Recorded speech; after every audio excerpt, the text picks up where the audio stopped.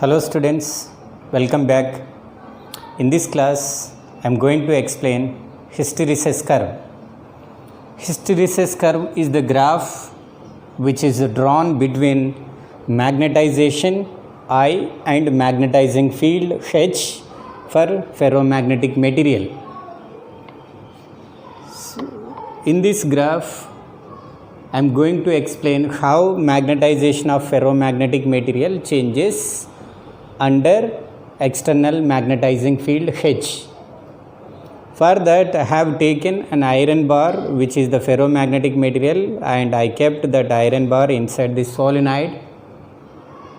What is solenoid? It is the cylindrical coil with many number of turns, and you can send current through it to create magnetic field. So if you send some current through this, the magnetic field created by this solenoid inside is IN by L. N is the total number of turns of the coil, L is its length. So this is the magnetizing field inside the solenoid. This field causes magnetization of iron bar, right? So let it be initially 0. If no current in this coil, no magnetic field, no magnetization of iron bar. So if it is started with H equal to 0 in the graph, so as increase of I, H increases inside this bar magnet gradually converted into magnetic material. So you can see here, this is the iron bar, ferromagnetic substance with many domains. These are the domains, small regions with dipoles which are aligned in the same direction. This is called a domain. So all the domains magnetic moment is 0 under this 0 external field. Clear? No magnetic moment, no magnetization when H is 0. When you apply the field on this magnet in this direction, these dipoles try to turn parallel to the field because of torque, right?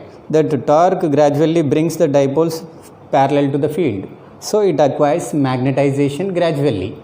So that magnetization initially, these dipoles, more number of dipoles will respond to this field. So that is why initially the rate of magnetization is more, and as increase of magnetization, the rate of magnetization gradually decreases. That is why you will have a non-linear curve. Its slope is gradually decreasing, and here it becomes 0. Slope is 0 when it reaches, that magnetization reaches highest value or peak value at point A.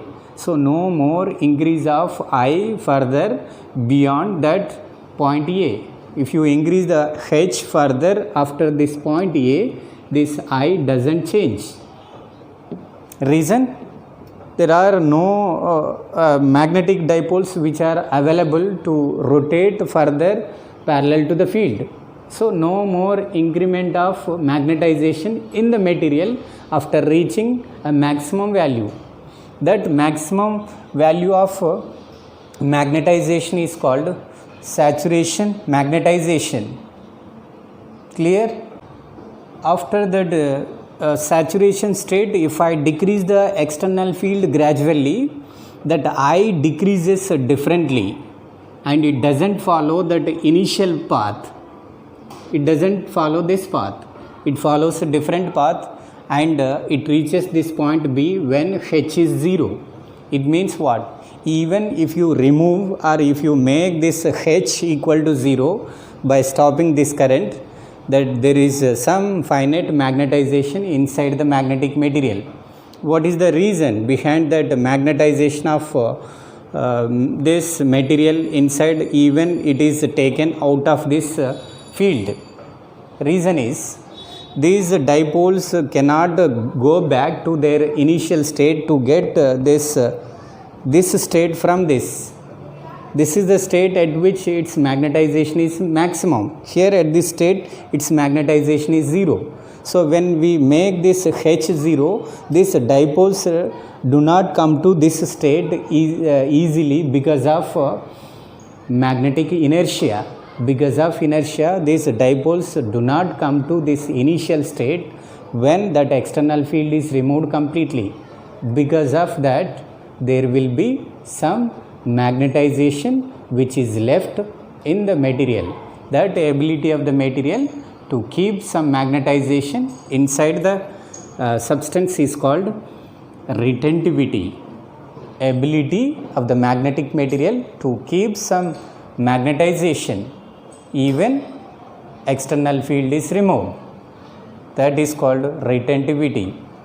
If retentivity of the material is more, that material can be used as a permanent magnet.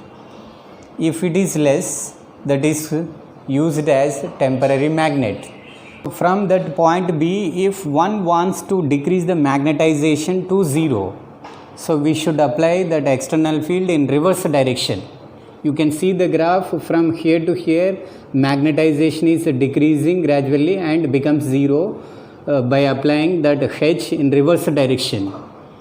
So these dipoles will come back to this position under that external reverse field. When it is applied in reverse direction, you will get this state back. So at this state, magnetization is 0. That reverse field is called coercivity.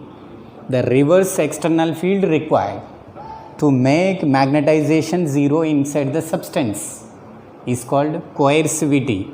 That coercivity is more again for permanent magnets or hard magnetic materials and less for soft magnetic material or temporary magnetic materials.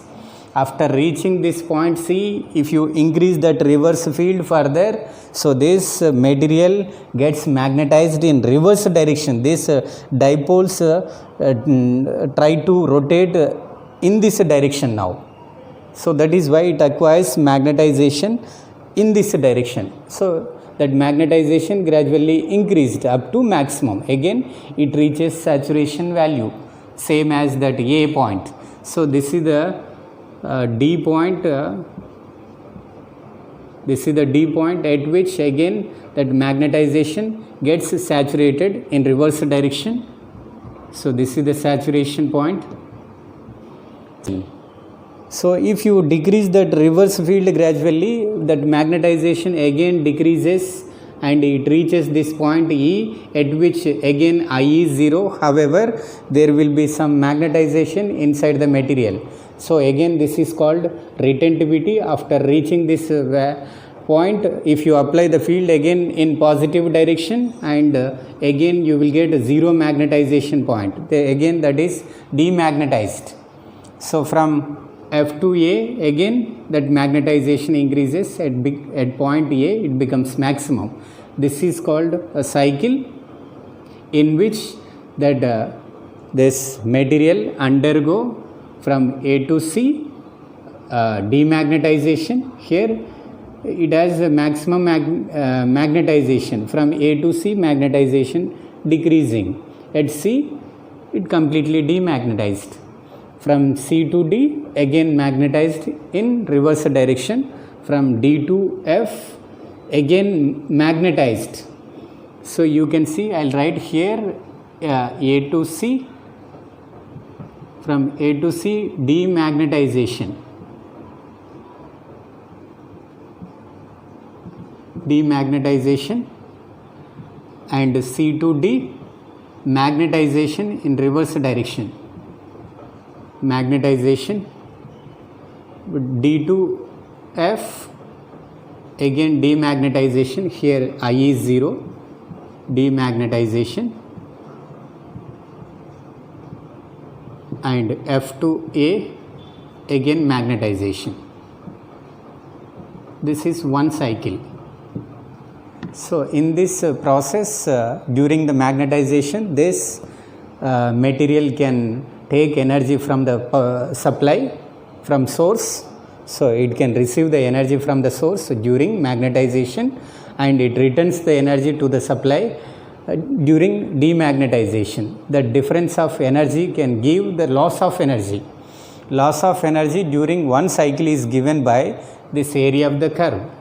That area of the graph you can have written here, the loss of energy per unit volume of this substance, ferromagnetic material, in one cycle is directly proportional to area of that hysteresis loop. Here I have drawn two hysteresis loops for two different materials.